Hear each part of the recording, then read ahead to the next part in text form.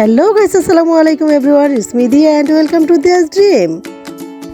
তো গাইস, শীতের শেষে আজ চলে আসলাম আপনাদের মাঝে একটা অ্যানাদার নিউ ব্লগ নিয়ে। গাইস, আজকে আমি এমন একটা জায়গায় এসেছি যে আপনাদেরকে আমি 1 ঘন্টায় 64 জেলায় ঘুরে দেখাবো। ষড়ঋতুর দেশ বাংলাদেশ, পালাক্রমে 6টি ঋতু পরিবর্তন হয়। এর মধ্যে বাঙালির উৎসব ঋতু হলো শীতকাল।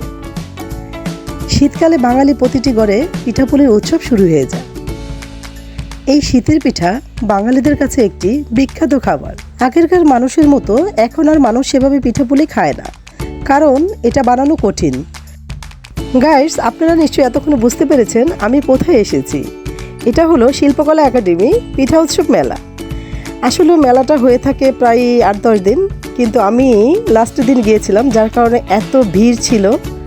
তার মাঝেও খুব ভালো লাগছিল। বিভিন্ন রকমের পিঠা, অনেকগুলো পিঠা আমি টেস্ট করে দেখেছি, আমার কাছে খুব ভালোই লেগেছে।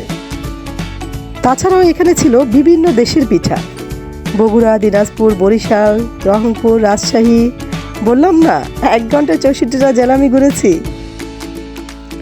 অনেক গ্রামে এখনও পিঠাপুলির উৎসব হয়। যারা কাজের ক্ষেত্রে শহরে থাকে তারা শীতের সময় একবার হলেও পিঠা খাওয়ার জন্য গ্রামে যায়।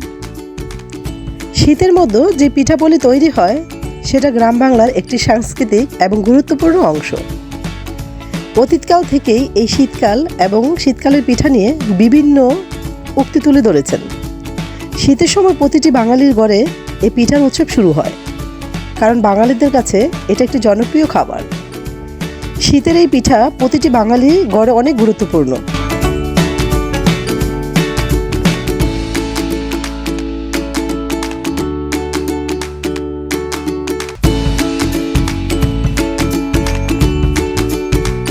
গাইস, এখানে অনেক ভিড়ের মাঝেও আমার কাছে খুবই ভালো লাগছিল। এই কারণে বিভিন্ন রকমের পিঠা খাওয়ার পাশাপাশি কনসার্টও হচ্ছিল, বিভিন্ন রকমের গানও শুনতে পাচ্ছিলাম।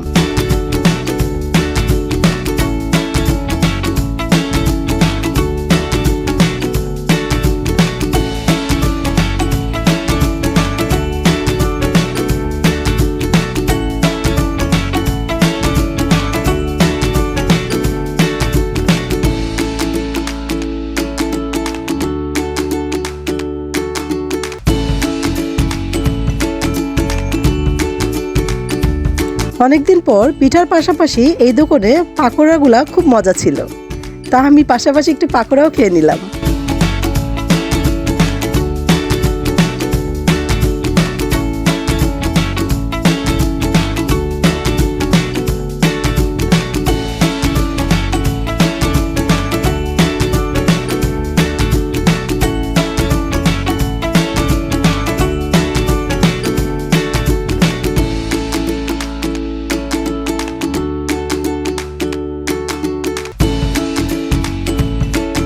গাইস, পিঠাগুলো দেখতে এত সুন্দর ছিল, আমার কাছে মনে হচ্ছিল আমি সবগুলো পিঠে খেয়ে ফেলি, কিন্তু এতগুলো পিঠে তো আর একসাথে খাওয়া সম্ভব না। তাই আমার যেটা ভালো লাগছিল আমি সেই পিঠাটাই খেয়েছিলাম।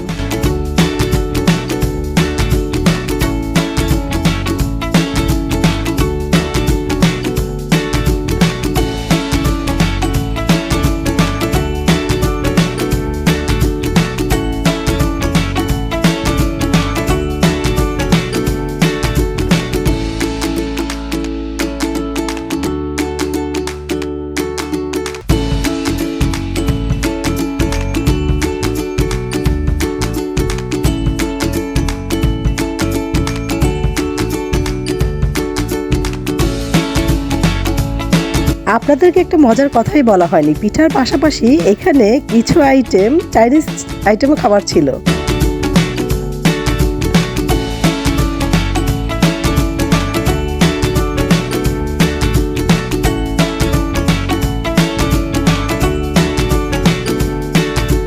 গাইস, এখানে মূলত আসার ইচ্ছাই ছিল আমার এই ভিজা পিঠাটা খাওয়ার জন্য।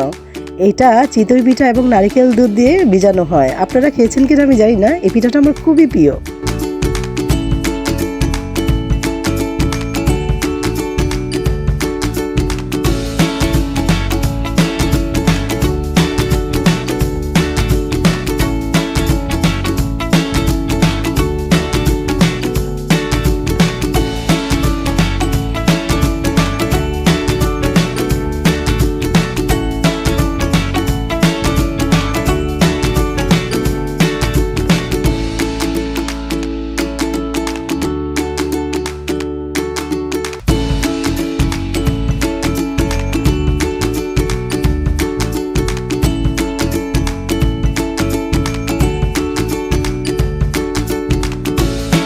অলরেডি কনসার্ট শুরু হয়ে গেছে।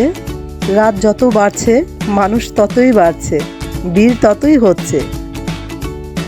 তারই মাঝে আমি আমার মেলার খাবার এবং উৎসব দেখা বন্ধ করিনি।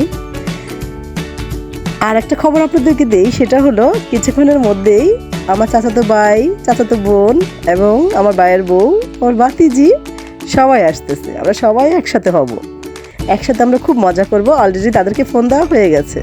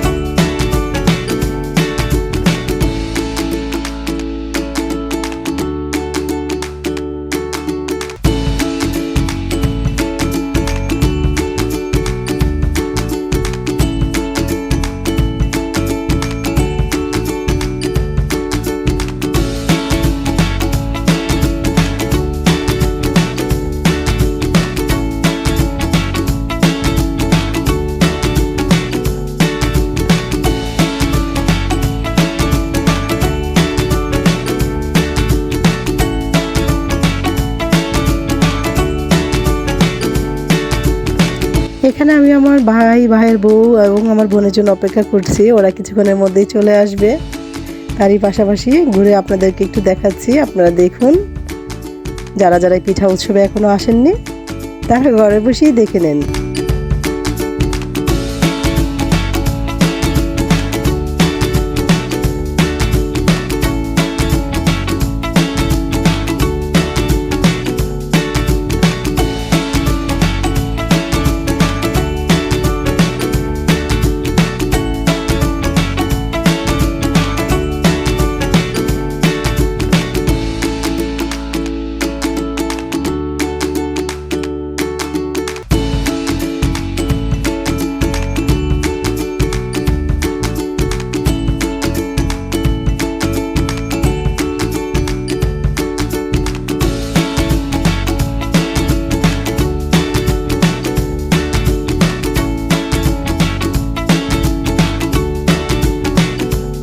গাইস, এতক্ষণ হাঁটতে হাঁটতে আমার পা ব্যথা হয়ে গেছে, আমি অনেক ক্লান্ত হয়ে গেছি। তো এই আপুদের দোকানে একটু বসেছিলাম। তো বসার পরে এখানে বিভিন্ন আইটেমের খাবার ছিল। তো মিঠা জিনিস খেতে খেতে ক্লান্ত হয়ে গেছি, অনেকগুলো পিঠা খাওয়া হয়ে গেছে। তারই মাঝে এখন একটু জাল কিছু খাবো। এখানে চিকেন ফ্রাই ছিল, তো আমি এটারই খাওয়ার চেষ্টা করছি।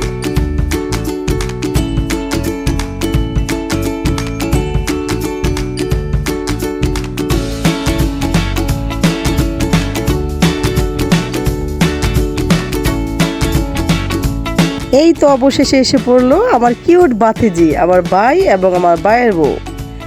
তাদের জন্য এতক্ষণ আমি অপেক্ষা করছিলাম। এখন আমরা একটু ভিড় থেকে দূরে যাব, একটু নিরিবিলি জায়গায় গিয়ে বসবো এবং রিল্যাক্সে আমরা আমাদের মনের কথাগুলো বলবো।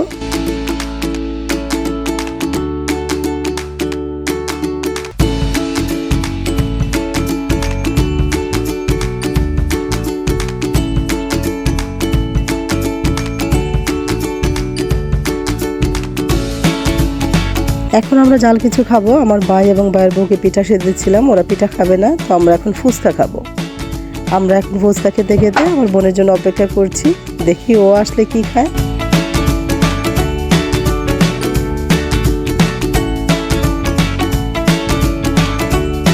অবশেষে অ্যাড হলো আমার বোন এবং বোনের ফ্রেন্ডরা।